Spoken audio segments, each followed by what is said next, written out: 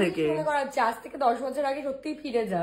তারপরে প্রেরণা তোকে কি অ্যাটিটিউড দেখিয়েছিল মনে কর, প্রথম থেকে নিয়ে গেছে পুরো বিষয়টা ঘুরে আমার দিকে চলে এলো।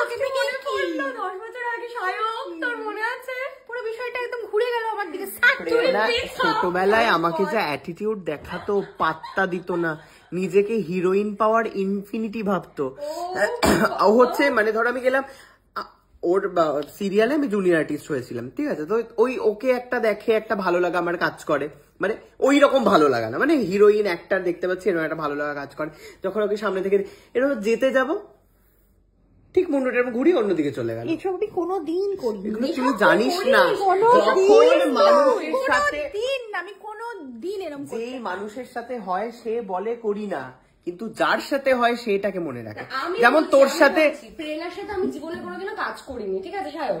প্রেরণার বাড়িতে আমি প্রথম গেছিলাম হচ্ছে, আমাদের একটা কমন বান্ধবী ছিল, তার সোর্সে প্রেরণার সাথে আমার পরিচয়। তো সেখানে প্রথম দিনকে যেদিনকে আমি প্রেরণার বাড়িতে গেছিলাম, প্রেরণা আমাকেও অ্যাটিটিউড দেখিয়েছিল, মানে ঠিক করে তার বাড়িতে গেছি সে ঠিক করে বলেনি, মানে সে খুব কম কম কথা বলেছে, তাই আমি বেশিক্ষণ থাকিনি, চলে গেছি। তারপরে যখন ওর সাথে আমার বন্ধুত্ব হয় তখন আমি তোকে নিয়ে গেছি। তোর কি এক্সপিরিয়েন্স বল প্রথম? আমি তো ভাবছি আনওয়ান্টেড মানুষ ভেতরে ঢুকে আমি আমি আমি পুরো অ্যাক্টিংটা করছি। ওমা সেম এই জিনিসগুলো সব ছিল ওখানে। দাঁড়া দাঁড়া দেখাচ্ছি। এইখানটা একটা ঘর ছিল যার নিচে হচ্ছে বিছানা ছিল, সব মনে আছে পাই টু পাই। এইখানটা একটা ডাইনিং টেবিল ছিল, এইখানটা একটা ঘর ছিল, এটাই ঘর ছিল না বাথরুম ছিল, এটা আমি ঢুকিনি তাই জানি না। হ্যাঁ ছিল ওটা বল জারি ছিল। এইখানটায় কিচেন আর এখানটায় হচ্ছে ডাইনিং, আর ঢোকার স্পেসটা ঠিক এইরকমই সরু ছিল, আর এখানটা অনেক জিনিসপত্র দিয়ে সাজানো সাজানো ছিল, সব মনে আছে আমার। ওটা প্রেরণার ঐতিহাসিক প্ল্যান, ওটা আমার ভাড়া বাড়ি ছিল। আমি হচ্ছে এরকম ভাবে ঢুকছি, ভাই ও বলছে যাবো, এটা 10 বছর আগেকার প্রেরণার বাড়ি। এখানটায় দাঁড়িয়ে আছি, আমি দাঁড়িয়ে আছি, সমী ওখানে ওর বন্ধুদের সাথে চলে গেছে ওই ঘরে, কেউ ওইখানটায়, আমি এখানেই দাঁড়িয়ে আছি। আমি ভাবছি কোথায় যাবো আমি, আমাকে কেউ তো কোথাও একটু তারপরে হচ্ছে ওই প্রেরণা মতো ওকে খাওয়া দিচ্ছে, কি করছে, আমাকে দেখছেই না, আমি একজন ইনভিজিবল মানুষ, ঠিক আছে।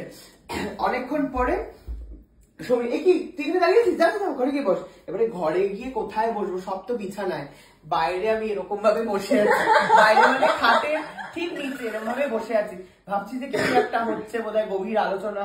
তারপরে সব হচ্ছে বিভিন্ন চাট ফাট এসব খাচ্ছে, আমি তো কিছুই খাই না, আমি কি এখানে বসে আছি এরকম ভাবে দেখছি। সায়ক কিছুই চাট খায় না, আজকে প্রথম জানতে পারলাম। আমিও আমি খাবো কি, মানে নেবো যে তাও যদি এইভাবে এখানেই বসে আমি দিন কাটালাম, হয়ে গেল র্যাপ আপ পার্টি। এখান থেকে উঠে আমি এবং সেই কারণে তার বদলাও ইচ এন্ড এভরিডে নেয় আমার থেকে, এবং তার জন্য সায়ক ওই আমার তো মনে নেই আমি এসব করেছি, ও বলছে আমি ঘরের আপডেট একটাও ভুল বলেছি, আমি নিজে আমি তোর ঘরের ব্যাপারে একটাও ভুল বলছি, ঘরে গেছিস তাই মনে আছে, মনে আছে তো, দেখ ভুল বলছি কিনা বল। বিষয়টা হচ্ছে যে তার বদলাও each and every day every moment আমার থেকে নেয়, সেই জন্য আমি কবে কোন একবার কি ওকে দেখেছি না দেখিনি মনেও নেই। একবার তুই শুটিং এও তোর সাথে অ্যাটিটিউড দেখিয়েছিলি। ও বাবা মহাপ্রভুতে শুরুর দিকে তো মানে আমাকে দেখতো, এটা কি একটা চিবড়া একটা এসছে দুদিনের জন্য কৃষ্ণ করে চলে যাবে, কথা তো।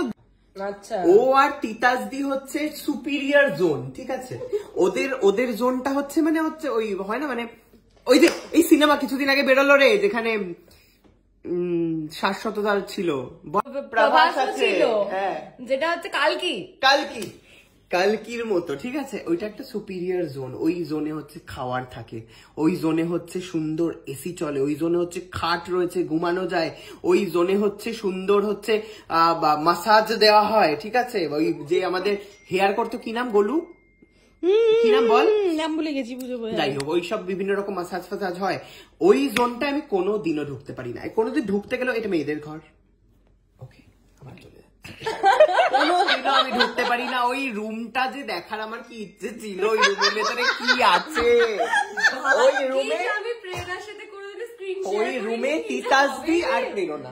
তিতাসদি সেই অর্থে কিছু বলতো না, মানে তিতাসদি অনেক সিনিয়র, আমি যেহেতু ওই তোমায় আমায় মিলে দেখেছি, তো ওই জন্য আমার একটা বেশ ভয় ভয় লাগতো আর কি তিতাসদি। আমাকে তোর ভয় লাগতো না? তোকেও লাগতো ভয়, বাট ওই আর কি দুজন একটা ভয়াবহ মহিলা ওখানে থাকতো। এইবারে আমি গিয়ে দুটো মুখ নাড়া শুনে কি করবো বলতো? মানে তিতাসদি এমনি মজা করতো, বাট সেটা না একটা লেভেল অনুযায়ী, ঠিক আছে, মানে ছ্যাবলামো টাইপের নয়। ওই জন্য আমিও হচ্ছে মানে ঠিক আছে হ্যাঁ দিদি ভালো, গুড মর্নিং গুড মর্নিং। তিতাসদি কিন্তু রোজ আমায় দেখলেই গুড মর্নিং গুড মর্নিং, আমিও গুড মর্নিং বলতাম। এর বাইরে যে আর কোনো কথা হয় কিচ্ছু না, ঠিক আছে। তারপরে চলে গেল ঘরে সুপিরিয়র জোনে। আমি ভাবতাম যে আমি কবে যাবো ওই ঘরটায়।